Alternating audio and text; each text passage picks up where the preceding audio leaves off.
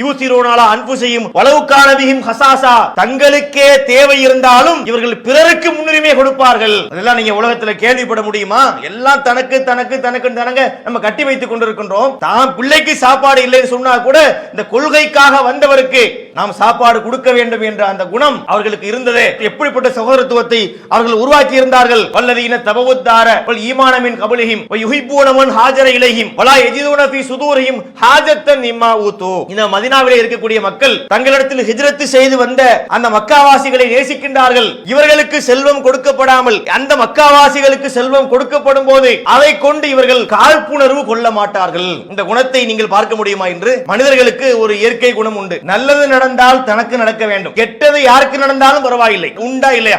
அஸ்ஸலாமு அலைக்கும் வரஹ்மத்துல்லாஹி வபரகாத்துஹு. பேரன்பிற்கும் பெருமதிப்பிற்கும் உரிய எல்லாம் வல்ல ஏக இறைவனின் நல்லடியார்களே, புனிதங்கள் பூத்து குலுங்கும் ரமலான் மாதத்தில் இரவு நேரங்களில் இறை செய்திகளை நாம் அறிந்து வருகின்றோம். இந்த ரமலான் மாதத்தினுடைய முதல் தொடராக நபிகளார் ஏற்படுத்திய சமூக மாற்றங்கள் எனும் தலைப்பை தொடராக சில தினங்களாக நாம் அறிந்து வருகின்றோம். இன்றைய தினம் 7வது தினத்திலே நாம் இருக்கின்றோம். நபிகள் நாயகம் ஸல்லல்லாஹு அலைஹி வஸல்லம் அவர்கள் செய்த சமுதாய மாற்றங்கள் ஏராளமானவை. அதை ஒரு குறைந்த நேரத்திலே, குறைந்த நாட்களிலே நம்மால் சொல்லி முடித்து விட முடியாது. எனவேதான் ஒவ்வொரு நாளும் சில தகவல்களை நாம் உங்களுக்கு பதிவு செய்கின்றோம். அதிலே நபிகள் நாயகம் அவர்கள் ஏற்படுத்திய மிக முக்கியமான ஒரு மாற்றமாக நாம் பார்ப்பது, அந்த அரபுலக மக்கள் மத்தியிலே அவர்கள் ஏற்படுத்திய சகோதரத்துவம் இருக்கின்றதே, ரொம்ப ஒரு வியப்பான ஒரு விஷயம். அது வரலாறை நாம் உன்னிப்பாக கவனிக்கும் போது அந்த சிறப்பை நம்மால் உணர்ந்து கொள்ள முடியும். அரபுலகத்திலே வாழ்ந்த மக்கள் பலவிதமான சண்டை சச்சரவுகளுக்கு ஆளாகி கிடந்தார்கள். பல ஆண்டுகளாக அவர்களுக்கு மத்தியிலே சண்டைகள் மூண்டு கொண்டே இருந்தன. மக்காவில் வாழ்ந்த மக்களுக்குள்ளேயும் பல சண்டைகள் நடந்திருக்கின்றன. மதீனாவில் வாழ்ந்த மக்களிடத்திலேயும் பல சண்டைகள் நடந்து கொண்டிருந்தன. இந்த சூழ்நிலையிலே நபிகள் நாயகம் ஸல்லல்லாஹு அலைஹி வஸல்லம் அவர்கள் ஏகத்துவ பிரச்சாரத்தை சொன்னபோது கடும் எதிர்ப்புகளை சந்தித்தார்கள். அந்த எதிர்ப்புகளை பார்த்து அவர்கள் மனம் மாறிவிடாமல் உறுதியாக இந்த கொள்கையை சொன்னதன் விளைவாக கொஞ்சம் கொஞ்சமாக இந்த இஸ்லாத்தை ஏற்கக்கூடிய மக்களுடைய எண்ணிக்கை அதிகரித்துக் கொண்டே வருகின்றது. மக்காவிலே வாழ்ந்த மக்கள் சிலர் இஸ்லாத்தை ஏற்றுக்கொண்டார்கள். அக்கம் பக்கத்தில் இருந்து கூட சில பேர் இஸ்லாத்தை ஏற்றுக்கொள்ள ஆரம்பிக்கின்றார்கள். இவர்களுக்கு மத்தியிலே ஒரு சகோதரத்துவத்தை நபி அவர்கள் ஏற்படுத்தினார்கள். சகோதரத்துவம் என்றால் என்ன என்பதையும் நம்முடைய சமுதாயத்துக்கு நாம் விளக்க வேண்டி இருக்கின்றது. சகோதரத்துவம் என்றால் என்ன? ரெண்டு பேர் சேர்ந்தாச்சுன்னா சகோதரத்துவம் ஆயிருமா? இப்போ ஒரு வீட்டிலே கொள்ளையடிப்பதற்காக வேண்டி 3 பேர் ஒன்றாக சேர்ந்து தோளிலே கை போட்டு கொண்டு ஒரு சாப்பாடு வாங்கி ஒரு தட்டில் 3 பேரும் சாப்பிட்டு கொண்டு அந்த வீட்டை கொள்ளையடிப்பதற்காக திட்டம் போட்டு கொள்ளையடிச்சான்னு சொன்னா இதை சகோதரத்துவம் என்று நாம் எடுத்துக்கொள்ள முடியுமா? இல்லை. சகோதரத்துவம் என்று நாம் எப்படி சொல்கிறோம்?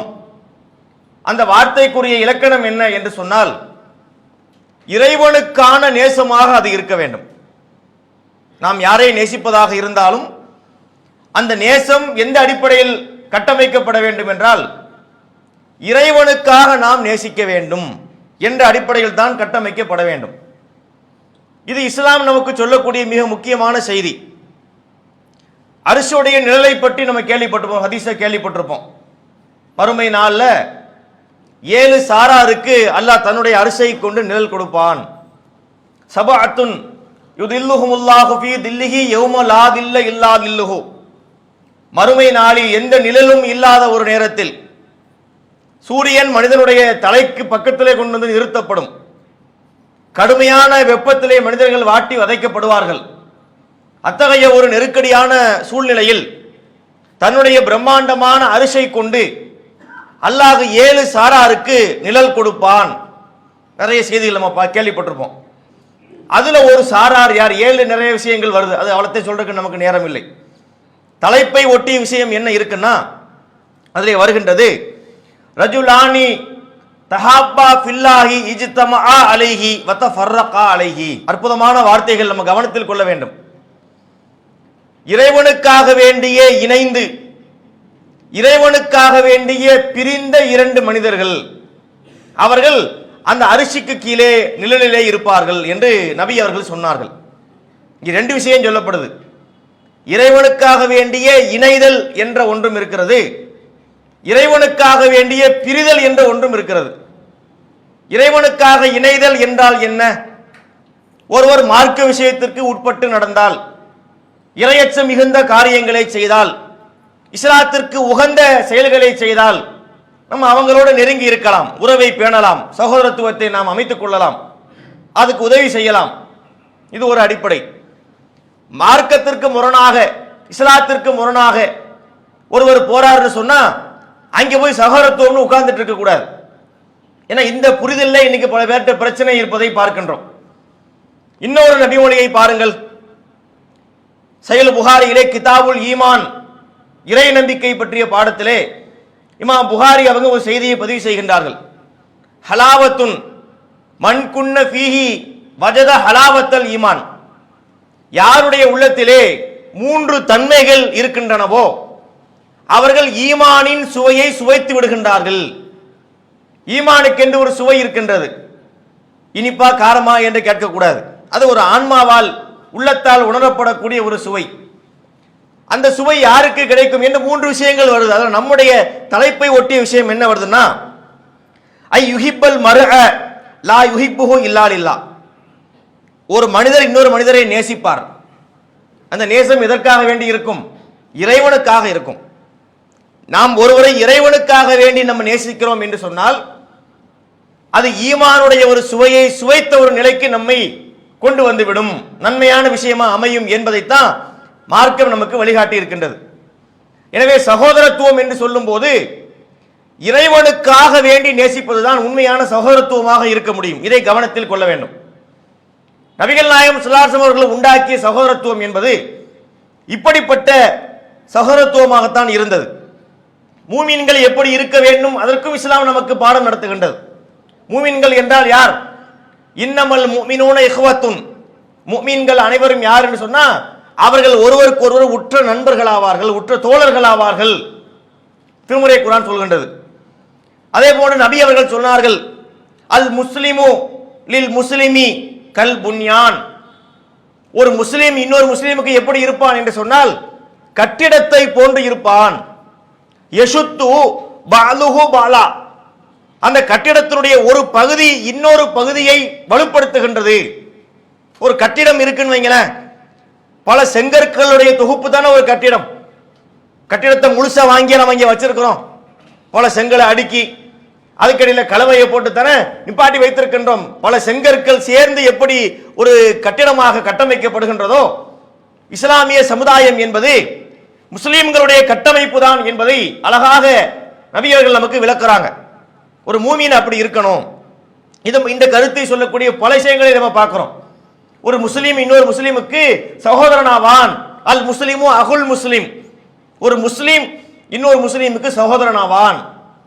இதை பற்றிய நிறைய பல தகவல்களை வரலாறுகளில் நம்ம பார்க்கிறோம். இதை நம்ம கவனத்திலே வைத்துக் கொள்ள வேண்டும்.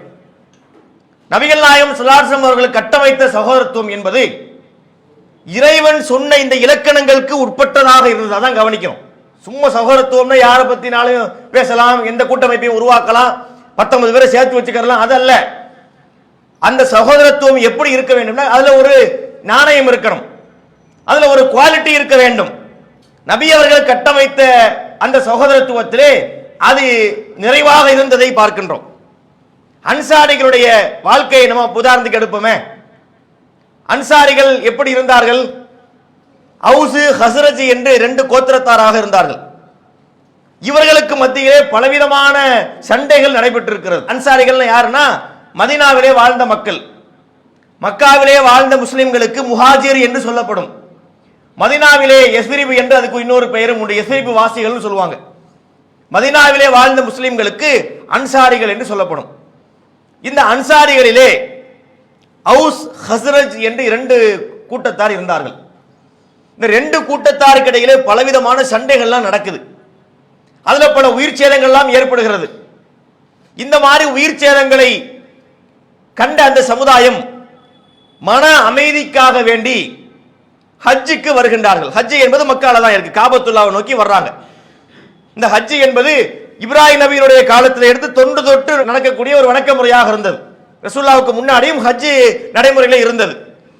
அப்ப அந்த மக்கள் மதீனாவிலே இருந்த அந்த அவுஸ் ஹஸ்ரஜ் கோத்திரத்தார் மன அமைதிக்காக ஹஜ்ஜுக்கு வருகின்றார்கள். ஹஜ்ஜுக்கு வரக்கூடிய நேரத்தில் தான் நபிகளாருக்கும் அந்த மதீனாவாசிகளுக்கு ஒரு சந்திப்பு ஏற்படுகிறது. அந்த சந்திப்பிலே நிறைய நல்ல இஸ்லாமிய கருத்துக்களை நபி அவர்கள் அந்த மக்களுக்கு போதிக்கின்றார்கள். போதித்தால் அதில் சில மக்கள் இஸ்லாத்தை ஏற்றுக்கொண்டார்கள். மதீனாவிலே வாழ்ந்த முஸ்லிம்கள் இருக்கின்றார்களே, ரொம்ப தங்கமான மனிதர்கள். இன்றைக்கும் நீங்கள் பார்க்கலாம். நபிகளாருடைய காலம் என்பது வேறு. நம்ம அந்த அன்சாரிகளோடு இன்னைக்கு ஒப்பிட்டு பார்க்க முடியாது என்று வைத்துக் கொள்ளலாமே தவிர, இன்றும் நீங்கள் பார்த்தால் மக்காவிலே இருக்கக்கூடிய முஸ்லிம்களுடைய நிலை வேறு, மதீனாவிலே வாழக்கூடிய முஸ்லிம்களுடைய நிலை வேறு. ஒரு இஃப்தார் டயத்துக்கு நீங்க போனீங்கன்னு வைங்க, உங்களை தூக்கிட்டு போயிடுவாங்க. நீங்க நிறைய வீடியோக்களை கூட நீங்க சமூக வலைதளங்களில் பார்க்கலாம். அப்படி நம்மோடு இணக்கமாக பழகக்கூடிய நல்ல உள்ளம் பல ஆண்டுகளாகவே அந்த மக்களுக்கு அல்லாஹ் கொடுத்திருந்தான். அவங்கள்ட்ட நிறைய இந்த கால்குலேஷன் நம்ம பார்க்க முடியாது. அப்ப அதுல இருந்த சில மக்கள், ரசூலுல்லாஹ்வை சந்தித்த மக்கள் இஸ்லாத்தை ஏற்றுக்கொண்டார்கள். நபிகள் நாயகன் நபித்துவம் பெற்று 11வது ஆண்டுல தான் அந்த முதல் முறையாக இந்த மக்கள் இஸ்லாத்துக்கு வர்றாங்க. இஸ்லாத்தை ஏற்றுக்கொண்ட மக்கள் மதீனாவிற்கு சென்று அங்க அவங்க பிரச்சாரம் பண்ண ஆரம்பிக்கின்றார்கள். பிரச்சாரம் பண்ண ஆரம்பித்த உடனே இந்த பிரச்சாரத்தை கேட்டு சில மக்கள் முஸ்லீமாக மாறிவிட்டார்கள். நபித்துவம் பெற்ற 11 முதல் சந்திப்பு நடக்கிறது. நபித்துவம் பெற்ற 12ஆம் ஆண்டிலே அந்த மதீனாவிலே இருந்த மக்கள் ஒரு கிட்டத்தட்ட ஒரு கொஞ்சம் அதிகமான மக்கள் வந்து விட்டார்கள். அவங்க ரசூலுல்லாஹ்வை பார்க்கிறதுக்கு வர்றாங்க. அக்கபா என்ற இடத்திலே அந்த சந்திப்பு நடக்கின்றது. சந்திப்பு நடக்கும்போது நபிகளாருக்கும் அந்த மக்களுக்கும் இடையிலே ஒரு ஒப்பந்தம், உடன்படிக்கை ஏற்படுகிறது. ரொம்ப முக்கியமான ஒரு வரலாற்றிலே கவனிக்க வேண்டிய ஒரு சம்பவம் இது. இதுக்கு தான் முதலாம் அக்கபா உடன்படிக்கைன்னு சொல்லுவாங்க. அதில் ரசூலுல்லாஹ்விடத்தில் அவங்க வந்து ஒப்பந்தம் செய்கின்றார்கள். நாங்கள் திருட மாட்டோம், நாங்கள் அல்லாஹ்வுக்கு இணை கற்பிக்க மாட்டோம், இந்த மாதிரி சில ஷரத்துக்களை எல்லாம் சொல்லி ரசூலுல்லாஹ்விடத்திலே அவங்க உறுதிமொழி எடுத்து விட்டு போகின்றார்கள். அப்ப ரசூலுல்லாஹ் என்ன பண்றாங்க அப்படின்னா, முஸாப் இப்னு உமைர் ரலியல்லாஹு அன்ஹு மிகப்பெரிய செல்வந்தராக இருந்தவர், இவரை மக்காவிலே இருந்து மதீனாவிற்கு அனுப்பி வைக்கின்றார்கள். எதற்காக? அந்த மக்களுக்கு பிரச்சாரம் செய்வதற்காக, குறிப்பாக குர்ஆனுடைய வசனங்களை அவர்களுக்கு கற்றுக் கொடுப்பதற்காக முஸாப் இப்னு உமைரை அனுப்பி வைக்கிறாங்க. அப்துல்லாஹ் இப்னு உம்மி மக்தூம் அவர்களை எல்லாம் அனுப்பி வைக்கிறாங்க. இப்ப இவர்கள்லாம் போய் அந்த மக்களுக்கு குர்ஆனை கற்றுக் கொடுக்கின்றார்கள். கற்றுக் கொடுத்தால் மதீனாவிலே நிறைய மக்கள் இஸ்லாத்தை ஏற்றுக்கொள்ளக்கூடிய சூழ்நிலை உருவாகிறது. இந்த நிலையில தான் அடுத்த ஆண்டு நிறைய மக்கள் மதீனாவிலே இருந்து புறப்பட்டு ரசூலுல்லாஹ் நபித்துவம் பெற்ற அந்த 13வது ஆண்டில வருகின்றார்கள். அங்கேதான் 2வது உடன்படிக்கை ஏற்படுகிறது. இதுல எல்லா ஏற்பாடும் ஆயிடுச்சு. இந்த உடன்படிக்கை ரொம்ப கவனிக்க வேண்டிய ஒரு இடம் இது. அதாவது அவங்க வரும்போதே அவர்கள் பேசிக் கொள்கின்றார்கள். என்ன பேசிக் கொள்கின்றார்கள்? ரசூலுல்லாஹ்வுடைய நிலை இப்போது பாதுகாப்பு இல்லாத நிலையாக இருக்கின்றது. மலை பாதைகளிலே அவர்கள் ஓடி திரிந்து கொண்டிருக்கின்றார்கள். இந்த மக்களை பார்த்து அவர்கள் அச்சமான நிலையிலே இருக்கின்றார்கள். எவ்வளவு நாளைக்கு அல்லாஹ்வுடைய தூதரை நம்ம இப்படி விட்டு வைக்கிறது, நம்ம ரசூலுல்லாஹ்வை கூடவே கூட்டிட்டு போயிருவோம் என்ற மனநிலையிலே தான் அன்சாரிகள் அங்கிருந்து புறப்பட்டு மக்காவை வந்து அடைந்திருக்கின்றார்கள். அப்ப என்ன ஆகுதுன்னு சொன்னா, இது முக்கியமான சகோதரத்துவம் சம்பந்தப்பட்ட ஒரு செய்தி. அப்ப சந்திப்பதற்கான நேரம் குறிக்கப்படுகிறது. இந்த நாளில் ஹஜ் எல்லாம் முடிந்து இந்த நாளிலே இந்த இடத்திலே நம்ம சந்திக்கலாம் என்று ரகசியமாக பேசிவிட்டார்கள். இரவு நேரம், நடுநிசி என்று சொல்வார்களே, அப்பதான் ஒரு பாதுகாப்பா இருக்கும், யாரும் பார்க்க மாட்டாங்க. ஏன்னா அவ்வளவு சிக்கலான ஒரு காலகட்டம், அது ரொம்ப சென்சிட்டிவா இருந்த ஒரு நேரம். அந்த நேரத்திலே அந்த சந்திப்பு நடக்கிறது. அன்சாரிகளுக்கும் ரசூலுல்லாஹ்வுக்கும் இடையிலே ஒரு சந்திப்பு நடக்கிறது. ரசூலுல்லாஹ்வோடு கூட வந்தது யாருன்னு சொன்னா, அப்பாஸ் இப்னு அப்துல் முத்தலிப் ரலியல்லாஹு அன்ஹு. ரசூலுல்லாஹ்வுடைய பெரிய தந்தையாக இருந்த அப்பாஸ் அவங்க கூட இருந்தார்கள். ஆனா அவர் அப்ப இஸ்லாத்தை ஏத்துக்கறல. என்றாலும் ரசூலுல்லாஹ்வுடைய ஒரு வெல்விஷரா இருந்தார், நலம் நாடியாக இருந்தார். இவரை எப்படியாவது பாதுகாத்தணும், அடிச்சு சாவடிச்சிருவாங்க, இல்லாட்டி இவரை கொண்டு விடுவார்கள், இவரை பாதுகாக்க வேண்டும் என்கின்ற அந்த சிந்தனை அவருக்கு இருந்தது. ஏன்னா அபு தாலிப் இருக்கிற வரைக்கும் அவர் ரசூலுல்லாஹ்வுக்கு ஒரு பாதுகாப்பு அரணாக இருந்தார். அபு தாலிப் இருக்கிற வரைக்கும் ரசூலுல்லாஹ்வுக்கு ஒரு பாதுகாப்பாக இருந்தது. அவருடைய மரணத்திற்கு பிறகு ரசூலுல்லாஹ்வின் மீதே கை வைக்க ஆரம்பித்து விட்டார்கள் அந்த குறைஷிகள், காபிர்கள். அப்ப இவரை எப்படியாவது ஒரு சேஃப்டி பண்ணிடணும் என்ற அக்கறை யாருக்கு இருந்தது? அப்பாஸ் அவர்களுக்கு இருந்தது. இத்தனைக்கும் அவர் அப்போது இஸ்லாத்தை ஏற்றிருக்கவும் இல்லை. அவர் தான் வந்து அன்சாரிகள்கிட்ட பேசுகிறார், எஸ்ரிபு வாசிகளே இந்த இருக்கிறார், இவரை வந்து பலவிதமான நெருக்கடிக்கு உள்ளாக்குகின்றார்கள், நாங்க தான் இவரை பாதுகாத்து வைத்திருக்கின்றோம், இப்போ ஒன்றும் பிரச்சனை எல்லாம் இல்ல. அது அவருடைய கருத்தை சொல்கிறார். பிரச்சனை நிறைய இருந்தது. அப்பாஸ் அவர்கள் சொல்றாங்க, இப்போ ஒன்றும் பிரச்சனை இல்லை, நம்ம பார்த்து பாதுகாப்பு தான் இருக்கிறாரு. என்றாலும் அவர் உங்களோடு வருவதற்கு விரும்புகிறார். நீங்க என்ன சொல்றீங்க? இவரை பாதுகாப்பா நீங்க கூட்டிட்டு போயிருவீங்களா? அதுல உறுதியா இருக்கிறீங்களா? இல்ல உங்களால அது முடியாது அப்படின்னு நீங்க விட்டு பேசாம போயிடணும். நீங்க கூட்டிட்டு போறங்கிற பேர்ல பாதி வழியிலே நீங்க எதிரிட்ட ஒப்படைச்சீங்கன்னு சொன்னா அது பிரச்சனையா போயிடும். எனவே நீங்க உறுதியா இருந்தா கூட்டிட்டு போங்க என்று அவர் நிறைய பேசுகிறார். அப்புறம் நபி ஸல்லல்லாஹு அலைஹி வஸல்லம் அவங்க பேச ஆரம்பிக்கின்றார்கள். அதுல நிறைய பல விஷயங்கள் பேசப்பட்டு நபிகளாரோடு அவர்களுக்கு ஒரு உடன்படிக்கை ஏற்படுகின்றது. ரொம்ப அதில் நீங்க பார்க்கலாம், அன்சாரிகளுடைய தரத்தை பார்க்கலாம். ரொம்ப நீண்ட சம்பவம். இந்த அக்கபா உடன்படிக்கையை பத்தியே நம்ம ஒரு 5 நாள் பேசலாம். அவ்வளவு விஷயங்கள் அதுக்குள்ளே இருக்கிறது. அதை பத்தி என்னால் விரிவாக இந்த நேரத்திலே பேச முடியவில்லை. இப்படியான இந்த ஒப்பந்தங்களுக்கு பிறகு அங்கிருந்து புறப்பட்டு அவர்கள் மதீனாவிற்கு சென்று சேர்ந்து விடுகின்றார்கள். அப்ப இந்த சூழ்நிலையில தான் மக்காவிலே வாழ்ந்த மக்கள் ரொம்ப கஷ்டப்பட ஆரம்பிக்கிறாங்க. ரொம்ப சிரமம், ரொம்ப நெருக்கடி அவர்களுக்கு ஏற்படுகின்றது. இங்கிருந்து வெளியில போக வேண்டும் என்ற முடிவுக்கு அவர்கள் வந்து விட்டார்கள். பல சஹாபாக்கள் ரசூலுல்லாஹ்ட்ட ஓடி வர்றாங்க, அல்லாஹ்வுடைய தூதரே, இந்த எதிரிகள் எங்களை படுத்தக்கூடிய பாடு ரொம்ப கொடுமையாக இருக்கிறது. ஹப்பாப் என்ற ஒரு நபித்தோழர் வந்து சொல்லுகிறார், அலா தன்தசிருலனா அலா ததுல்லாஹலனா, நீங்கள் எங்களுக்காக அல்லாஹ்விடத்திலே துஆ செய்யக்கூடாதா? எங்களுக்காக அல்லாஹ்விடத்திலே உதவி தேடக்கூடாதான்னு கேட்கிறாங்க. சொல்ல பொறுமையா இருங்கன்னு சொல்லிட்டு இருக்கிறாங்க. இந்த சூழ்நிலையில தான் மக்காவில் இருந்து மதீனா போவதற்கான ஒரு சமிக்கை நபி அவர்களுக்கு கிடைக்கின்றது. அது எப்படி கிடைக்குதுன்னு சொன்னா ரசூலுல்லாஹ்வுக்கு கனவுல காட்டப்படுது. கனவுல எப்படி காட்டப்படுது? பேரீச்சை மரங்கள் நிறைந்த ஒரு பகுதிக்கு இவர்கள் புறப்பட்டு செல்வதை போல அவங்களுக்கு காட்டப்படுகிறது. அவங்க அதை புரிந்து கொண்டு சஹாபாக்களை முதல்ல அனுப்பி வைக்கிறாங்க. நல்லா கவனிக்க வேண்டும். ஒரு ஊரிலே பிரச்சனை என்று சொன்னால் முதல்ல எஸ்கேப் ஆகிறது யார்? எஸ்கேப் ஆவா? தலைவனைத்தான் சேஃப்டி பண்ணுவாங்க. உலகத்தில் பார்த்துருக்கீங்கன்னா தலைவனை பாதுகாப்போடு அந்த புலிப்படை பூனைப்படைலாம் சொல்லுவாங்கல்ல, எல்லா படையையும் கொண்டு போய் பாதுகாப்பாக கொண்டு சேர்த்துறணும். முதல்ல தலைவனை சேஃப்டி பண்ணுவார்கள், மக்களுக்கு அப்புறம் தான் வருவார்கள். ஆனா ஹிஜ்ரத் நடக்கும்போது தலைகீழ். நபியல்லாஹி ஸல்லல்லாஹு அலைஹி வஸல்லம் அவங்க மக்காவில் தான் இருக்கின்றார்கள். மற்ற மக்களை தான் மதீனாவுக்கு அனுப்பி வைக்கிறாங்க. குடும்பத்தோடு அங்கிருந்து புறப்பட்டு மதீனாவை நோக்கி இந்த சமுதாயம் நடக்க ஆரம்பிக்குது. சில மக்கள் ஹபஷாவுக்கு போயிட்டு திரும்பி வந்தார்கள். இந்த இடத்துல நீங்கள் பாருங்கள், இஸ்லாமிய இந்த நெறியிலே நபி அவங்களுடைய அந்த வாழ்க்கை பாதையிலே மிக மிக முக்கியமான ஒரு சம்பவம் என்றால் அது ஹிஜ்ரத் தான். ரசூலுல்லாஹ்வுடைய வாழ்க்கையை நீங்கள் ரெண்டா பிரிக்கலாம். ஹிஜ்ரத்துக்கு முன், ஹிஜ்ரத்துக்கு பின் என்று பிரிக்கலாம். ஹிஜ்ரத்துக்கு முன்னாலும் பிரச்சாரம் செஞ்சாங்க, அதுல பிசிறெல்லாம் இல்லை, எல்லாம் தெளிவான பிரச்சாரம் தான். ஆனால் வளர்ச்சி என்று எடுத்து பார்க்கும்போது ஹிஜ்ரத்துக்கு பிறகுதான் அது ஒரு இமாலய வளர்ச்சியாக அமைந்தது. மிகப்பெரிய வளர்ச்சி எல்லாம் பார்த்தீங்கன்னா ஹிஜ்ரத்துக்கு பின்னாடி தான். இதற்கு அடிப்படையாக அமைந்தது எது என்றால் சகோதரத்துவம் தான். நபியல்லாஹு ஸல்லல்லாஹு அலைஹி வஸல்லம் அவர்கள் மதீனாவாசிகள் விஷயத்திலே ஒரு திருப்தியான உள்ளத்தோடு இருந்தாங்க, ஃபுல் சாட்டிஸ்ஃபைடா இருந்தாங்க. அன்சாரிகள் அவங்க பார்த்தாச்சு, அவங்களுடைய குணத்தை நம்ம பார்த்துருக்கிறோம், அவங்க நம்ம பார்த்துக்கிடுவாங்க, இந்த மக்களை அவங்க விட்டுவிட மாட்டார்கள் என்று புரிந்தபடியால் தான் இந்த மக்களை அனுப்பி வைத்தார்கள். அவங்களும் அபூபக்கர் அவர்களும் சேர்ந்து பல சிக்கல்களை தாண்டி, அது சாதாரண சிக்கல்கள் அல்ல, நல்ல நம்ம வரலாறுகள்ல பயான்களை பல முறை கேட்டிருப்போம். மதீனா போற வழியில ஒரு கடலை ஒட்டிய வழியில தான் அவங்க போய் சேர்றாங்க.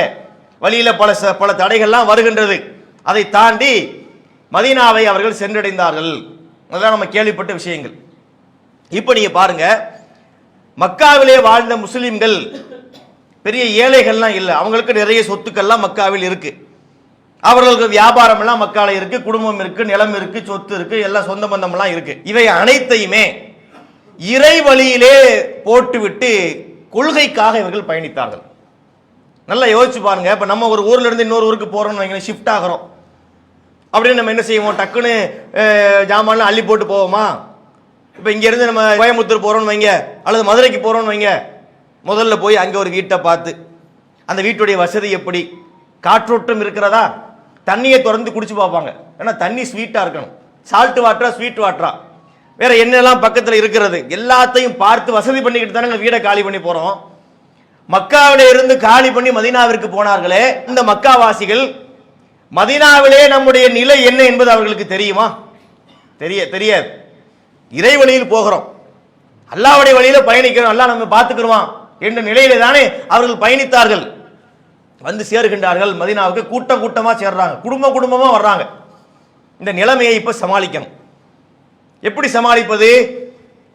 அங்க நபிகள் ஸல்லல்லாஹு அலைஹி வஸல்லம் போன உடனே அவங்களுடைய தலைமையை இந்த மக்கள் ஏற்றுக்கொண்டு விடுகின்றார்கள்.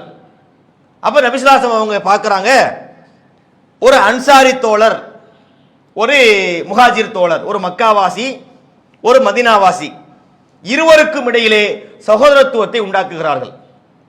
ஒரு மக்காவாசி வாங்க, ஒரு மதீனாவாசி வாங்க, ரெண்டு பேரும் சேர்ந்து சகோதரத்துவ அடிப்படையில் உங்க வாழ்க்கையை உங்க வீட்டுக்கு நீங்க கூட்டிட்டு போங்க, உங்களுடைய உணவை நீங்கள் பகிர்ந்து கொள்ளுங்கள், உங்களுடைய ஆடையை பகிர்ந்து கொள்ளுங்கள், செலவினங்களை பகிர்ந்து கொள்ளுங்கள் என்று சொல்லி அனுப்பி வைக்கின்றார்கள். யாராவது வீட்டுக்கு கூட்டு போவோம், கெஸ்ட் என்னைக்காவது ஒரு நாள் வீட்டுக்கு வந்தால் பரவாயில்லை, வீட்டிலே இருப்பதற்கே அவர்கள் அழைத்து சென்றார்கள். அப்படி கொடுக்கப்பட்ட போது அந்த தங்களுக்கு சகோதரராக ஆக்கப்பட்ட அந்த கொள்கைவாதிக்கு, இந்த மக்காவாசிகளுக்கு இந்த மதீனாவாசிகள் எதையெல்லாம் கொடுக்க முன்வந்தார்கள்.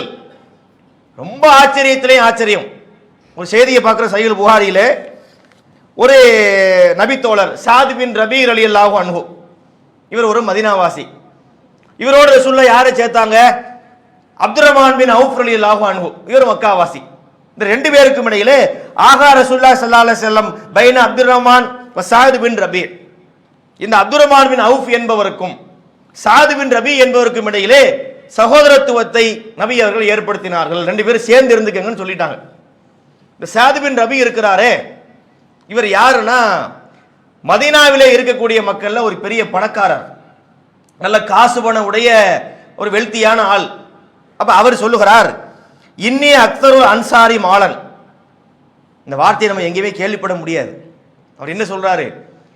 அன்சாரிகள்ல இருக்கக்கூடிய மக்களிலே நான் ஒரு பணக்காரன் என்ற நிறைய காசு பணம் இருக்கு. பொதுவாகவே தங்கள்கிட்ட காசு பணம் இருப்பதை யாருமே காட்டிக்கொள்வதில்லை. ஏன் காட்டிக்கொள்வதில்லை? காட்டிக்கொண்டால் அடுத்த வினாடி போய் நம்ம நன்கொடைக்கு போய் நின்றுவோம், உதவி செய்யுங்க, எங்களுக்கு ஏதாவது ஹெல்ப் பண்ணுங்க அப்படின்னு போய் நிற்போமா இல்லையா? அதுக்காக வேண்டிய பெரும் பெரும் கோடீஸ்வரர்கள் கூட பரம ஏழையை போல பேசுவார்கள், பஞ்சப்பாட்டு பாடுவார்கள். அதெல்லாம் உலகத்தில் நம்ம காண்றோமே. இவர் சொல்றாரு நான் பெரிய பணக்காரன் சொல்றாரு. சொல்லிவிட்டு அடுத்து சொல்கிறார், அக்ஸிமு மாலி நிஸ்ஃபைன், என்னுடைய செல்வத்தை நான் இரண்டாக பிரிக்க போகிறேன், பிரித்து உங்களுக்கு பாதியை கொடுத்துறேன், எனக்கு பாதி மட்டும் போதும். இப்ப 10 கோடி ரூபாய் சொத்து இருக்குன்னு சொன்னா 5 கோடி ஒரு மக்காவாசிக்கு, 5 கோடி தனக்கு என்று வச்சுக்கிறோம் என்று சொல்கிறார். எப்பேற்பட்ட ஒரு மனசு வேணும்னு நீங்க பாருங்க. கொடுப்பதுல நாமெல்லாம் எப்படி கொடுப்போம்? ஒரு தேவை என்று வந்தால் கொடுப்போம், ரொம்ப வலியுறுத்தி அதை பற்றி இதை பற்றி ரொம்ப செய்திகளை கூடுதலாக சொல்லி நம்முடைய தேவைகளும் இருக்கிறது. நமக்கு ஒரு பேரே மக்கள் வைத்து விட்டார்கள். தவி ஜமாத்காரர்கள் ரெண்டை பற்றி அதிகமாக பேசுவார்கள். எதை பற்றி சொல்றாங்க மக்கள்? ஒன்று ரசூலை பற்றி, இன்னொன்று வசூலை பற்றி. வசூல் ஏதாவது தேவன் வைங்க உடனே அதுக்குரிய ஹதீஸ சொல்லி அதுக்குரிய வசனங்களை சொல்லி தாங்க என்று வாங்கிட்டு போயிடுறாங்க. அப்படிலாம் மக்கள் சொல்றாங்களே. அப்ப தருவதில் நம்ம தரத்தான் செய்யறோம். நம்முடைய மக்கள் தராமல் இந்த பணியெல்லாம் நடக்கிறதா? கண்டிப்பாக இல்லை, தருகிறோம். ஆனா அதுக்கு ஒரு எல்லை வைத்திருக்கிறோம், இவ்வளவுதான் தருவோம். ரொம்ப வலியுறுத்தி கேட்டா 5000 10,000 மாறும், அல்லது ஒரு 10,000 ஒரு 50,000 மாறும். சில பேர் ரொம்ப விதிவிலக்காக கொடுக்கக்கூடியவர்கள் இருப்பார்கள். இப்போ நமக்கெல்லாம் கொடுப்பதற்கு இப்படித்தானே மனசு வருது.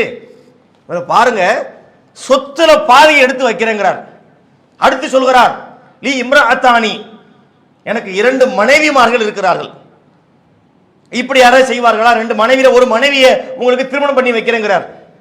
ஒரு ஆளு, அவருக்கு 2 மனைவி இருக்கு. அந்த 2 மனைவியில ஒரு மனைவி மக்கர் பண்ணிக்கிட்டே இருக்கு. பேசாம இதை தள்ளி விட்டுருவோம், தாட்டி விட்டுருவோம் அப்படின்னு சொல்லி இதை நீ கல்யாணம் பண்ணிட்டு அப்படி சொல்லவில்லை. அவர் சொல்லுகிறார், லீ இம்ரஅத்தானி, எனக்கு 2 மனைவிகள் இருக்கிறார்கள். அந்த இருவரை நீங்கள் பாருங்கள்.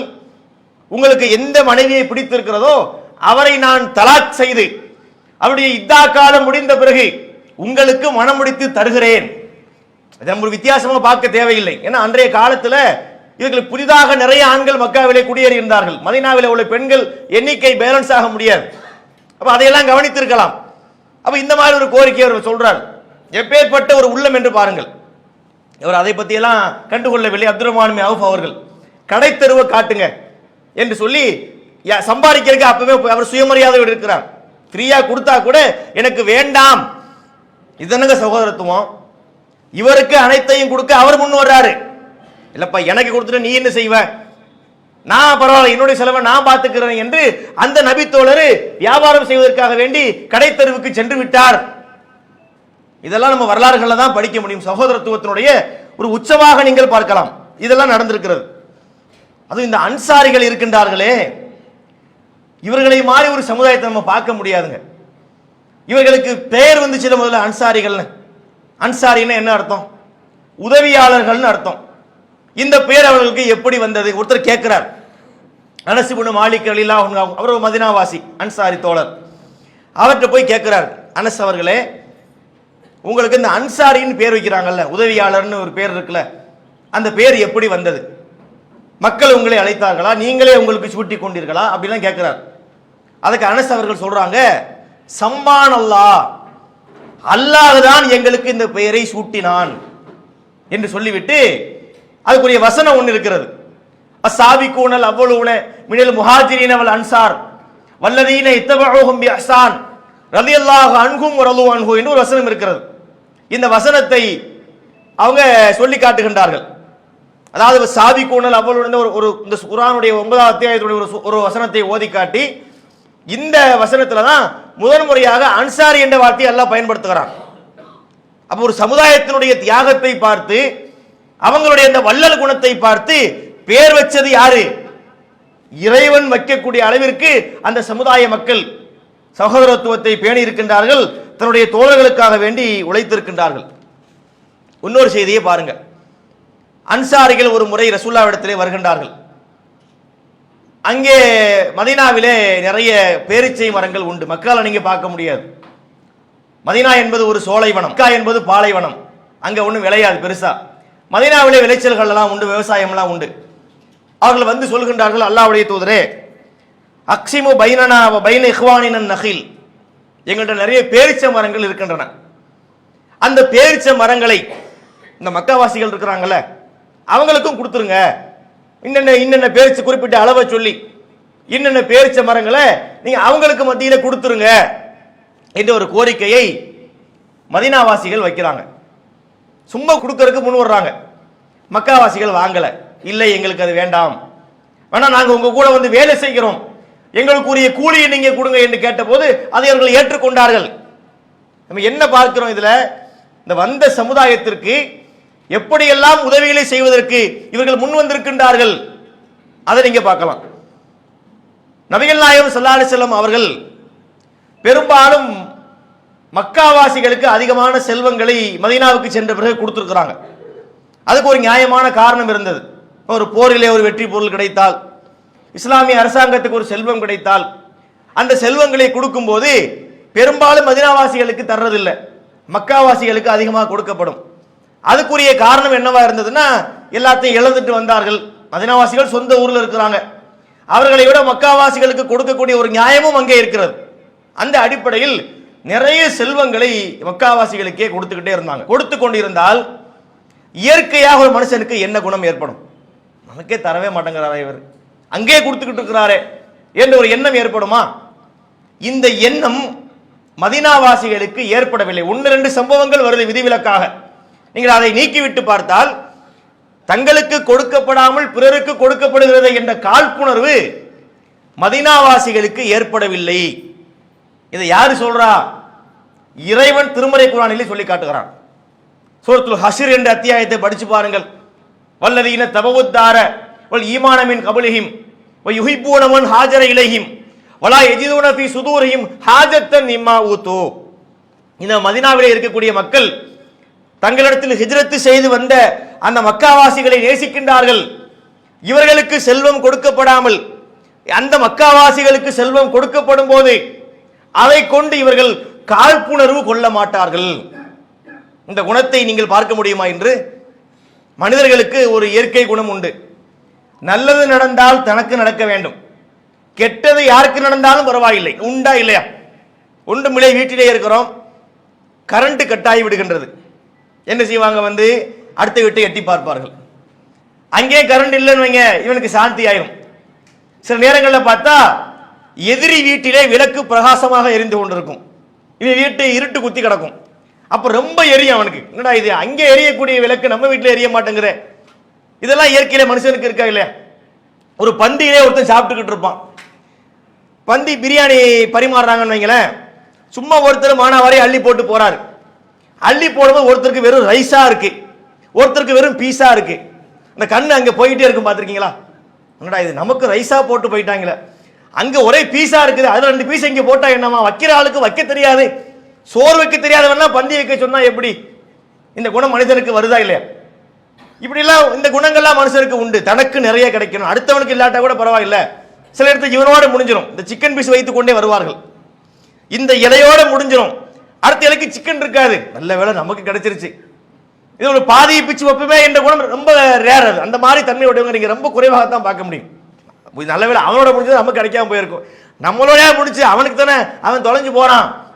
இதெல்லாம் இயற்கையிலே மனிதனுக்கு இருக்கக்கூடிய குணங்களாகிவிட்டன. இந்த குணத்தை உடைத்தவர்கள் அன்சாரி தோழர்கள். எப்படி உடைத்தார்கள்? அவங்களுக்கு கிடைக்கணும், நமக்கு இல்லாட்டா பரவாயில்லை.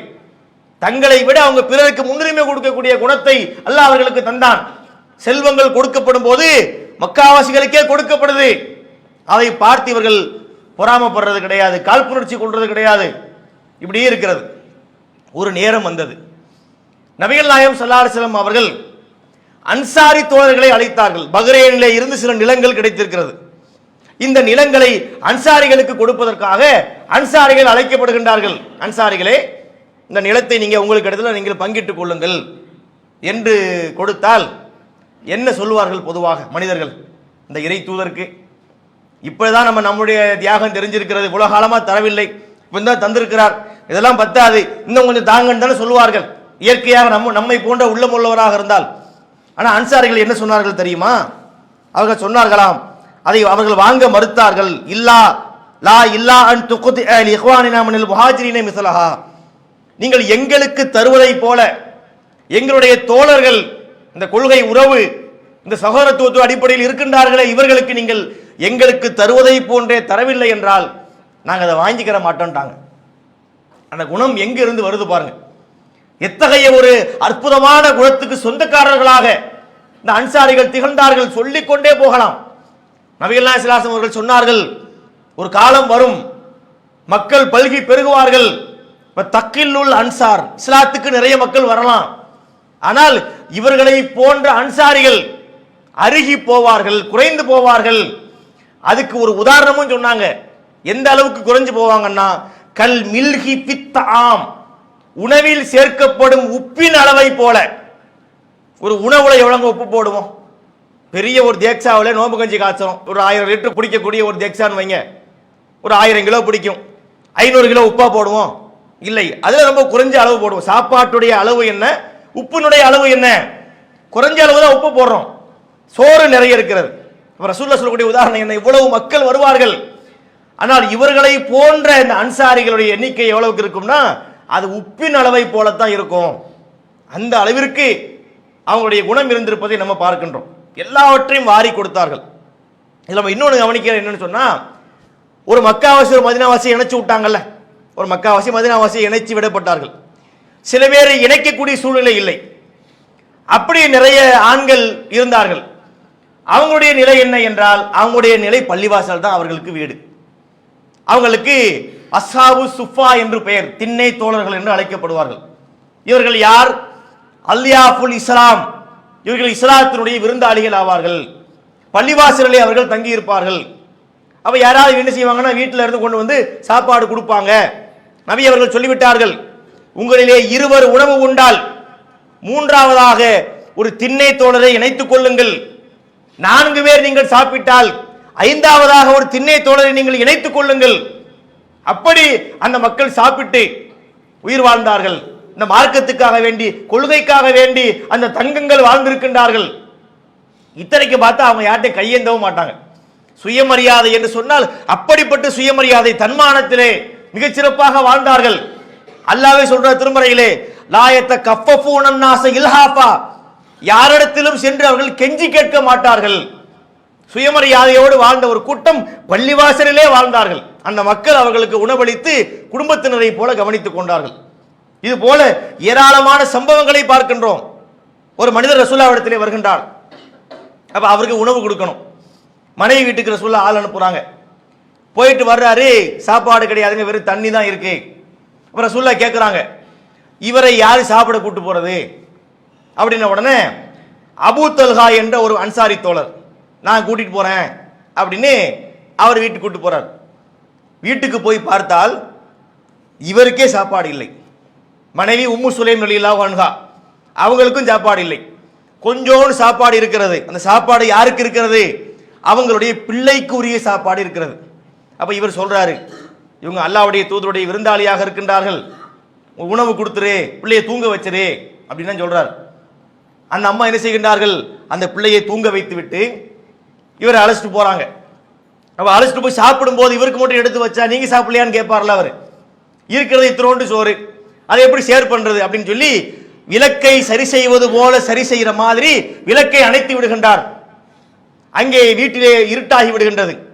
இவருக்கு சாப்பாடு வைக்கப்படுது. இருட்டு உள்ளே சாப்பிட்டுட்டு அவர் போய் விடுகின்றார். பிள்ளையும் பசி, பிள்ளையை தூங்க வச்சாச்சு. கணவனும் பசியோடு தூங்கி விட்டார், மனைவியும் பசியோடு தூங்கி விட்டார். இந்த சம்பவத்தை மறுநாள் ரசூலுல்லாஹ் சொல்றாங்க. அவர் யார்ட்டையும் வெளிப்படுத்தவில்லை. அல்லாஹ் ரசூலுல்லாஹ்வுக்கு அறிவித்து கொடுக்கின்றான். மறுநாள் அபூ தல்ஹாவை பார்த்து ரசூலுல்லாஹ் அவர்கள் சொன்னாங்க, நீங்கள் செய்த செயலை பார்த்து அல்லாஹ்வே சிரித்து விட்டான். அப்போதான் அந்த வசனம் இறங்குகிறது. யூசிரூனலா அன்ஃபுஸிஹிம் வலவ் கான பிஹிம் ஹஸாஸா, தங்களுக்கே தேவை இருந்தாலும் இவர்கள் பிறருக்கு முன்னுரிமை கொடுப்பார்கள். அதெல்லாம் நீங்க உலகத்தில் கேள்விப்பட முடியுமா? எல்லாம் தனக்கு தனக்கு தனக்கு தனங்க நம்ம கட்டி வைத்துக் கொண்டிருக்கின்றோம். தான் பிள்ளைக்கு சாப்பாடு இல்லைன்னு சொன்னா கூட இந்த கொள்கைக்காக வந்தவருக்கு நாம் சாப்பாடு கொடுக்க வேண்டும் என்ற அந்த குணம் அவர்களுக்கு இருந்ததே. எப்படிப்பட்ட சகோதரத்துவத்தை அவர்கள் உருவாக்கி இருந்தார்கள், இது நம்ம கவனிக்கணும். நபிகள் நாயகம் ஸல்லல்லாஹு அலைஹி வஸல்லம் அவங்களும் அப்படி சாப்பாடு கொடுத்திருக்கின்றார்கள். அதாவது நம்ம அன்சாரிகளை பத்திலாம் நிறைய கூடுதலாக சொல்லி இருக்கிறோம். ரசூலுல்லாஹ்வுடைய அந்த நிலை எப்படி இருந்தது? அவங்கள நோக்கி போனா முதல்ல தான் வீட்டில் தான் கேட்பாங்க, சாப்பாடு இருக்கா என்று கேட்பார்கள். ஒரு சம்பவத்தை பார்க்க, அழகான ஒரு சம்பவம், உங்களுக்கு பிடிக்கும் இந்த சம்பவம். சஹீ முஸ்லிமிலே பதிவு செய்யப்பட்ட செய்தி. 3 சஹாபாக்கள், அதுல ஒருத்தருடைய பெயர் மட்டும் சொல்லப்படுது, மிக்தாத் ரலியல்லாஹு அன்ஹு. அவரோடு இன்னும் ஒரு 2 பேர் ரசூலுல்லாஹ்வை பார்க்க வருகின்றார்கள். நீண்ட தூரம் பயணப்பட்டு வந்திருக்கின்றார்கள். கடுமையான பசி. அந்த பசி எப்படிப்பட்ட பசின்னு அவரே சொல்றார், ரஹபத் அஸ்மாஉனா வ அப்சாருனா மினல் ஜஹத், பசியின் காரணத்தினால் எங்களுடைய கண்களும் காதுகளும் அடைபட்டு போய்விட்டன. கொலப்பசின்னு சொல்லுவோமா இல்லை, அந்த மாதிரி ஒரு பசி. போய் ரசூலுல்லாஹ்விடத்தில் நிற்கின்றார்கள். அவர்களை யாருமே சாப்பிட கூட்டு போகல வீட்டுக்கு. ரசூலுல்லாஹ் கவனிச்சுட்டே இருக்கிறாங்க, யாருமே கூட்டு போகல. நம்ம வீட்டுக்கு வாங்கம்மான்னு சொல்லி அந்த 3 பேரையும் அழைத்து கொண்டு ரசூலுல்லாஹ்வுடைய வீட்டுக்கு போறாங்க. அப்ப ரசூலுல்லாஹ்வுடைய வீட்டில் நிறைய சாப்பாடு இருக்கு நம்ம நினைப்போம்ல. ரசூலுல்லாஹ்வுடைய வீட்டில் சாப்பாடு இல்லை. என்ன ரசூலுல்லாஹ்வுடைய அன்னைக்கு இருந்த கண்டிஷன் என்னன்னா, ரசூலுல்லாஹ்விடத்திலே சில ஆடுகள் இருந்தன. அதில் 2-3 பெண் ஆடுகள் இருந்தன. அந்த பெண் ஆடுகள் குட்டிகளை ஈண்டிருந்தன. அந்த குட்டிகளுக்காக அந்த தாயாட்டினுடைய மடியிலே சுரக்கக்கூடிய பாலை ரசூலுல்லாஹ் குடித்து வாழ்ந்திருக்கின்றார்கள். அப்ப அதுல பார்ட்னர்ஷிப் இப்ப வருது. கூட்டு போய் 3 பேரையும் கொண்டு போய் காட்டுறாங்க, இந்த மாதிரி ஆடுகள் இருக்குது, பாலை கறந்து நீங்க உங்களுக்குரிய பங்கை குடிச்சிட்டு எனக்குரிய பங்கை எடுத்து வையுங்கள் என்று சொல்கின்றார்கள். அந்த சஹாபாக்களும் அதே மாதிரி தங்களுக்குரிய பங்கை குடித்து விட்டு ரசூலுல்லாஹ்வுக்கு அந்த பங்கை எடுத்து வைக்கின்றார்கள். ரசூலுல்லாஹ் லேட்டா வர்றாங்க, பள்ளியில போய் தொழுகின்றார்கள். பிறகு வீட்டுக்குள்ளே வரும்போது சலாம் சொல்கின்றார்கள். அதாவது ரசூலுல்லாஹ் அழகிய முன்மாதிரி என்பது சும்மா கிடையாதுங்க. அவங்களுடைய ஒவ்வொரு அங்க அசைவிலும் முன்மாதிரி உண்டு. அந்த சலாம் சொன்னாங்கல்ல, அந்த சலாம் எப்படி சொன்னாங்கன்னு ஹதீஸ்ல டீடைலா இருக்கு. எப்படி சலாம் சொன்னாங்கன்னா, உறங்கிக் கொண்டிருப்பவர் விழித்து விடாமலும் விழித்திருக்கிறவருக்கு தெரியும் விதமாகவும், தூங்குறவருக்கு டிஸ்டர்ப் ஆகாது, முழிச்சிருக்கிறவருக்கு கேட்கும். இன்னைக்கு சில பேர் சலாமே சொல்றது இல்லை, அதுவும் தப்பா போயிருது. சில பேர் சலாம் சொல்றவங்கிற பேர்ல ராத்திரி 3 மணிக்கு அத்தராத்துல போய் அஸ்ஸலாமு அலைக்கும் ரஹ்மத்துல்லாஹ் அப்படின்னு 5 பேர் எந்திரிச்சு பரபரப்பா உட்காருவாங்க. இப்படி சலாம் சொல்லணுமா? தூங்குறவருக்கு எதுக்குங்க சலாம்? முழிச்சிருந்தா அவருக்கு சலாம் சொல்லலாம், தூங்கினா தூங்கிட்டு போறாரு, எந்திரிச்ச பிறகு சலாம் சொல்லிக்கலாம். ரசூலுல்லாஹ் அதுல கூட ஒரு முன்மாதிரி, அது தனி விஷயம். நம்ம தலைப்புக்கு வருவோம். அப்ப ரசூலுல்லாஹ் வருவாங்க, அந்த பாலை எடுத்து குடிப்பார்கள். குடித்து விட்டு அவருக்காக துஆ செய்வாங்க. அல்லாஹும்ம அத்இமன் அத்அமனி வ அஸ்கிமன் அஸ்கானி. இறைவா, எனக்கு உணவளித்தவருக்கு நீ உணவளி, எனக்கு குடிக்க கொடுத்தவருக்கு நீயும் குடிக்க கொடு. துஆவை ஓதிட்டு ரசூலுல்லாஹ் படுத்துருவாங்க. இப்படியே ஒரு மாமூலா ஒரு விஷயம் உருவாகிறது, வழக்கமா ஒன்று உருவாகுது. சில தினங்கள் அப்படியே போகுது. ஒரு நாள் இந்த காட்சி மாறுகிறது. என்ன மாறுகிறது என்றால், 3 சஹாபாக்களும் பாலை கறந்து குடித்து விட்டார்கள். ரசூலுல்லாஹ்வுடைய பங்கு எடுத்து வைக்கப்பட்டிருக்கிறது. இந்த 2 பேரும் தூங்கிட்டாங்க. மிக்தாத் என்ற சஹாபி மட்டும் முழிச்சிருக்கிறார். இப்ப இவர் உள்ளத்துக்குள்ள ஷைத்தான் வந்துட்டான். அவன் என்ன எண்ணத்தை போடுகிறான்? ரசூலுல்லாஹ்வுடைய பால் இதெல்லாம் ரசூலுல்லாஹ்வுக்கு பத்துமா? நபிகள் நாயகம் இப்ப யார்கிட்ட போயிருக்கின்றார்கள்? இது நம்ம இங்கே கவனிக்கணும். இந்த இடத்த ஷைத்தானே என்ன சொன்னான்னு பாருங்க. ரசூலுல்லாஹ் யார்கிட்ட போயிருக்கிறாங்க? அன்சாரிகள்கிட்ட போயிருக்கிறாங்க. அன்சாரிகள் யார்? வாரி கொடுக்கும் மல்லல்கள் ஆயிற்றே. ரசூலுல்லாஹ் அவங்க சும்மா திருப்பி அனுப்புவாங்களா? நல்ல வயிறு புடைக்க சாப்பிட்டு தான் அனுப்புவாங்க. நீ எடுத்து வச்சுக்கிற இந்த கொஞ்சம் கோண்டு பால் ரசூலுல்லாஹ்வுடைய வயித்தை நிறைக்க போகுதா? பேசாம குடிப்பா, பார்த்துக்கலாம் அப்படின்னு உள்ளத்துல ஒரு சஞ்சலத்தை உண்டாக்குறான். அப்படி சொல்றார். நத்தமணிய ஷைத்தான் சொல்றார். மத்தமணிய ஷைத்தான ஷைத்தான் சஞ்சலத்தை உண்டாக்கினான். இவர் ஒரு மாதிரி போராடி பார்க்கிறாரு, முடியவில்லை. அந்த பாலை எடுத்து குடித்து விடுகின்றார். பாலை குடிச்சு பால் வயிற்றுக்குள்ள போயிடுச்சு. இப்ப ஷைத்தான் பிளேட்டை மாத்துறான். அதான் அவனுடைய குணம் அதுதானே. பிளேட்டை மாத்துறான். எப்படி பிளேட்டை மாத்துறான்? போச்சு, நீ அல்லாஹ்வுடைய தூதருடைய பாலையே நீ குடிச்சிருவியா? இப்போ அல்லாஹ்வுடைய தூதர் வருவார்கள், தனக்குரிய பால் இருக்குதா என்று பார்ப்பார்கள். அந்த பால் இல்லை என்றால் உனக்கு எதிராக அல்லாஹ்ட்ட துஆ செய்ய போகிறார்கள், நீ அழிந்து போக போகிறாய். அப்படி ஒரு எண்ணத்தை வேற போடுகிறான். இவர் தணலில் இட்ட புழுவாக துடிக்கிறார். என்ன இந்த மாதிரி ஒரு காரியத்தை செஞ்சுட்டமே, நம்மை ஆதரித்து ரசூலுல்லாஹ்வுடைய பாலையே நம்ம குடிச்சிட்டோமே, அப்படிலாம் ஃபீல் பண்ணியிருப்பார். அப்ப ரசூலுல்லாஹ் வர்றாங்க, தூக்கம் வரல, நேரம் ஆகுது ஆனா தூக்கம் வரல. அவங்க தூங்கிட்டாங்க, அவர்கள் மலர்களை போல் உறங்குகிறார்கள். இவருக்கு தூக்கம் வரல. ஏன் தூக்கம் வரல? ஒரு தவறு செஞ்சுட்டாரு, குற்றம் உள்ள நெஞ்சு குறுகுறுக்கும் என்பார்களே, தூங்க விட மாட்டேங்குது, டிஸ்டர்ப் ஆகிட்டே இருக்கிறார். ரசூலுல்லாஹ் வர்றாங்க, தெரியுது இவருக்கு. இவர் தூங்குற மாதிரியே நடிக்கிறார். ரசூலுல்லாஹ் வர்றாங்க, பாத்திரத்தை திறக்கிறாங்க. ரொம்ப அவருக்கு பரபரப்பா இருக்கு. ரசூலுல்லாஹ் என்ன செய்ய போறாங்க அப்படின்னு பாத்திரத்தை எடுத்து பார்த்தால் பாத்திரத்தில் பால் இல்லை. பாத்திரத்தை கீழே வச்சுட்டு ரசூலுல்லாஹ் கையை உயர்த்துறாங்க. ஏற்கனவே ஷைத்தான் உள்ளது என்ன போட்டுக்கிறான்? உனக்கு எதிராக துஆ செய்ய போறாங்க. இவர் பயப்படுகிறார், விளவெடுத்து போகிறார். ஆனா ரசூலுல்லாஹ் சொன்னது என்ன தெரியுமா? அல்லாஹும்ம அத்இமன் அத்அமனி வ அஸ்கிமன் அஸ்கானி. இறைவா, எனக்கு உணவளித்தவருக்கு நீ உண்ண கொடு, எனக்கு குடிக்க கொடுத்தவருக்கு நீ பானம் கொடு. அதாவது இதுவரைக்கும் குடிச்சதுக்காக துஆ செஞ்சாங்க, இன்னைக்கு குடிக்கவில்லை என்றாலும் அந்த பிரார்த்தனையை பண்ண, இதனால சகோதரத்துவம். ஏதோ ஒரு பசியில குடிச்சிருப்பாங்க, அதெல்லாம அவருக்கு பெரிய விஷயமாக்குறது அப்படின்னு துஆ செய்தார்கள். இவரால் தாங்க முடியவில்லை. எப்படிப்பட்ட ஒரு இறை தூதர்! இன்னைக்கு இந்த அல்லாஹ்வுடைய தூதருடைய வயிற்றை பசியோடு இருக்க விடக்கூடாது, வயிற்றை நிறைத்தே ஆக வேண்டும் என்று சொல்லி ஒரு கத்தியை எடுத்துக்கொண்டு ஒரு ஆட்டுக்குட்டியை நோக்கி பாய்கிறார். எதற்காக? இந்த ஆட்டை அறுத்து ரசூலுல்லாஹ்வுக்கு இன்னைக்கு சாப்பாடு கொடுத்துடணும் அப்படின்னு போறார். போனால் அங்கே ஒரு அற்புதம். என்ன அற்புதம் நிகழ்ந்திருக்கிறது? அந்த ஆடுகளுக்கு மீண்டும் மடி கனத்து விட்டது. பொதுவாக ஒரு ஆட்டிலே பால் கறந்தால் மீண்டும் பால் எப்போ உற்பத்தி ஆகும்? அதுக்கு சில மணி நேரங்கள் தேவைப்படும் இல்லையா? அந்த நேரம்லாம் ஆகலை, ஆனா பால் உற்பத்தி ஆயிடுச்சு. இது அல்லாஹ் செய்த அற்புதம். உடனே ஒரு பாத்திரத்தை கொண்டு வந்து அந்த பாலை கறந்து ரசூலுல்லாஹ்ட்ட கொண்டு போய் அவர் கொடுக்கிறார்.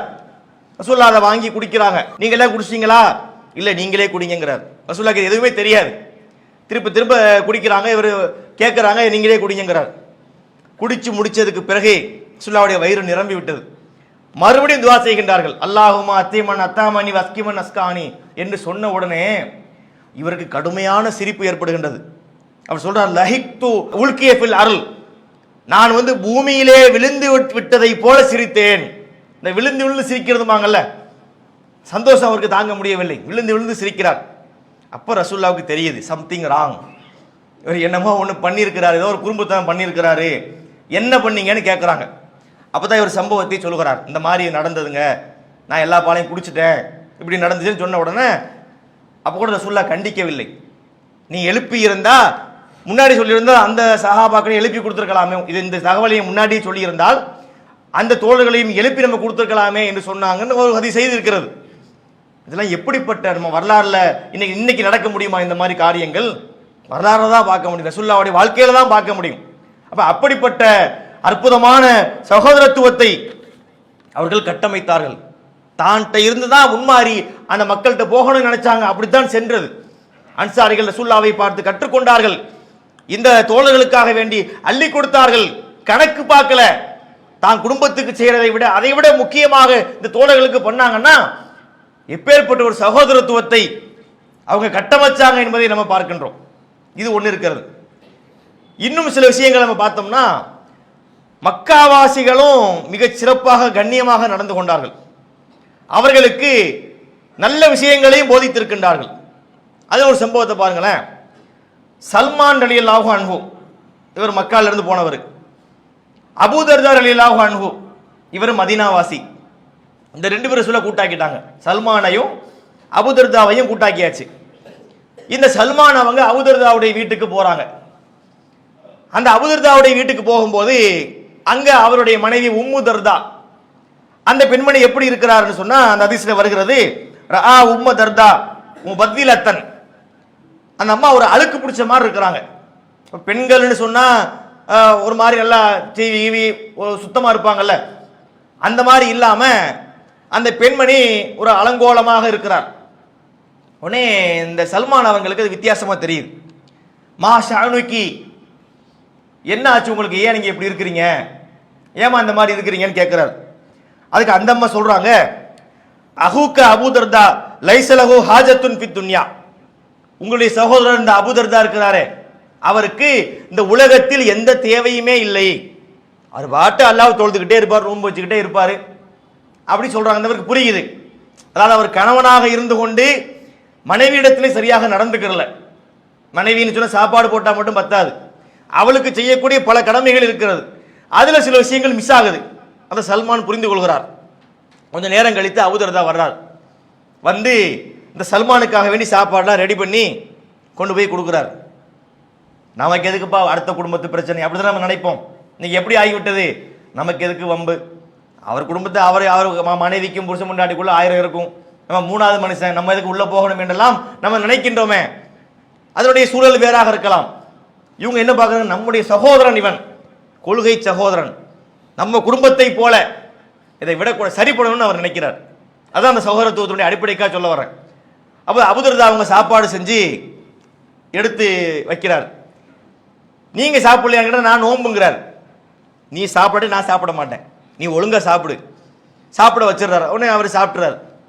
பிறகு போய் தொழுவைக்காக வேண்டி போய் நிற்கிறார். இவர் பிடிச்சி இழுத்து படுக்க வச்சிடறாரு. யார்? சல்மான் அவர்கள். மீண்டும் போய் நிற்கிறார், மறுபடியும் பிடிச்சி படுக்க வைக்கிறார். சிறிது நேரம் கழித்து இவரே அவரை எழுப்பி விடுறார். சல்மான் அவர்களே அபூ தர்தாவை எழுப்பி விட்டு இருவரும் தொழுகின்றார்கள். இறுதியாக இந்த சல்மான் அவர்கள் அபூ தர்தாவிடத்திலே ஒரு அற்புதமான ஒரு அறிவுரையை சொன்னார். தோழரே, இன்னலி ரப்பிக்க அலைக்க ஹக்கன் வலி நஃப்சிக்க அலைக்க ஹக்கன் வலி அஹ்லிக்க அலைக்க ஹக்கன். அப்பா, உன்னுடைய இறைவனுக்காக நீ செய்ய வேண்டிய கடமை இருக்கிறது, உனக்கே நீ செய்ய வேண்டிய கடமை இருக்கிறது, உன்னுடைய குடும்பத்துக்கு நீ செய்ய வேண்டிய கடமை இருக்கிறது, ஒவ்வொருவருக்கும் ஒரு உரிமையை நீ கொடுத்து விடு அப்படி என்ற அறிவுரையை அந்த அபூ தர்தா அவர்களுக்கு சொல்லுகிறார். அவர் என்ன அவர் இப்படி பண்ணிட்டாருன்னு சொல்லி மறுநாள் ரசூலுல்லாஹ் போய் கம்ப்ளைண்ட் பண்றாரு. இந்த மாதிரி இந்த சல்மான் என்ன பண்றாரு, தொழு விட மாட்டாரு, நோன்பு வைக்க விட மாட்டாரு அப்படின்லாம் சொன்ன உடனே ரசூலுல்லாஹ் இதெல்லாம் கேட்டுட்டு சொன்னாங்க, இறுதியாக சொன்னார்கள், சதக்க சல்மான், சல்மான் உண்மையை தான் சொன்னாருங்கிறாங்க. அவர் சொன்னதான் சரி என்றார்கள். இப்போ பாருங்க, ஒரு குடும்பத்திலே சேர்ந்து நமக்கு சாப்பாடு கொடுக்குறாரு, நம்ம அண்டை வந்த ஒரு ஆளு, நம்ம எதுக்கு இதை பத்தி பேசுவோமே என்று அவங்க நினைக்கவில்லை. அதுதான் சகோதரத்துவனுடைய அடிப்படையாக பார்க்கின்றோம். இந்த மாதிரி சம்பவம் என்று எடுத்துக்கொண்டால் நான் சொல்லிக்கொண்டே போகலாம். நிறைய ஏராளமான சம்பவங்கள் சகோதரத்துவத்தை அடிப்படையாக கொண்டு பேசினால் ஒரு ரமலான் முழுக்க பேச முடியும். அவ்வளவு செய்திகளை நாம் பார்க்கின்றோம். இப்படிப்பட்ட சகோதரத்துவத்தை அவர்கள் உண்டாக்கி அங்கே ஒரு நிலையான ஆட்சியை உருவாக்கிய பிறகுதானே இஸ்லாமிய மார்க்கம் எங்கும் பரவி இருக்கின்றது. அப்ப நம்ம இதில் கவனிக்க வேண்டியது என்ன என்று சொன்னால், நபிகள் நாயகம் ஸல்லல்லாஹு அலைஹி வஸல்லம் அவர்கள் உண்டாக்கிய அந்த மாற்றம் இருக்கின்றதே, அந்த சகோதரத்துவம் இருக்கின்றதே, அது மிக முக்கியமான ஒன்று. அல்லாஹ் திருமறையிலே சொல்லுகின்றான், இது குன்தும் ஆதாஅன் ஃபஅல்லஃப பைன குலூபிக்கும் ஃபஅஸ்பஹத்தும் பிநிஅமதிஹி இஹ்வானா. நீங்கள் பகைவர்களாக இருந்தீர்கள். குர்ஆன்ல உள்ள வசனம் இது. அல்லாஹ் என்ன சொல்கின்றான், நீங்க எப்படி இருந்தீங்க ஒரு காலத்திலே? பகைவர்களாக இருந்தீர்கள். உங்களுக்கு மத்தியிலே அல்லாஹ் என்ன செய்திருக்கின்றான்? ஒரு இணக்கத்தை உண்டாக்கி இருக்கின்றான். இன்று நீங்கள் தோழர்களாக மாறிவிட்டீர்கள்.